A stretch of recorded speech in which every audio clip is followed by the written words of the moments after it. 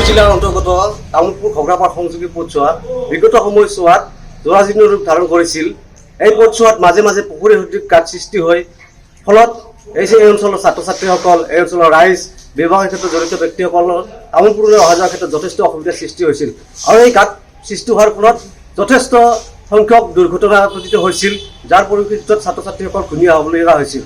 সেয়ে আমি তামুলপুৰ আঞ্চলিক ছাত্ৰ সন্থা, পশ্চিম তামুলপুৰ শাখা ছাত্ৰ সন্থাই আৰু এই অঞ্চলৰ ৰাইজে এই পথছোৱা অতি শীঘ্ৰে নিৰ্মাণ কৰাৰ দাবীত তামুলপুৰৰ সন্মানীয় বিধায়ক জলেন দৈমাৰী ডাঙৰীয়া আৰু BTC প্ৰধান সন্মানীয় প্ৰমোদ ডাঙৰীয়াক দাবী উত্থাপন কৰিছিলোঁ। এই দাবীৰ প্ৰতি সন্মান জনাই তামুলপুৰৰ সন্মানীয় বিধায়ক জলেন দৈমাৰী ডাঙৰীয়াই তাৎক্ষণিকভাৱে তেখেতে এই পথছোৱা কিছু শিল বালি প্ৰদান কৰি ৰাইজ অহা যোৱাৰ ক্ষেত্ৰত তেখেতে সুবিধা কৰি দিছিল। তাৰ বাবে আমি ছাত্ৰ সন্থাই তেখেতক ধন্যবাদ জ্ঞাপন কৰিছোঁ। আৰু তাৰ লগে লগে আমি ছাত্ৰ সন্থা আৰু এই অঞ্চলৰ ৰাইজে এটা দাবী উত্থাপন কৰিছোঁ, অতি শীঘ্ৰে এই পথছোৱা যাতে পুনৰ নিৰ্মাণ কৰি এই অঞ্চলৰ ৰাইজে যাতে অহা যোৱাৰ ক্ষেত্ৰত সুচল কৰি দিয়ে, তাৰ বাবে তেখেতসকলক আমি ছাত্ৰ সন্থাৰ পৰা দাবী উত্থাপন কৰিছোঁ।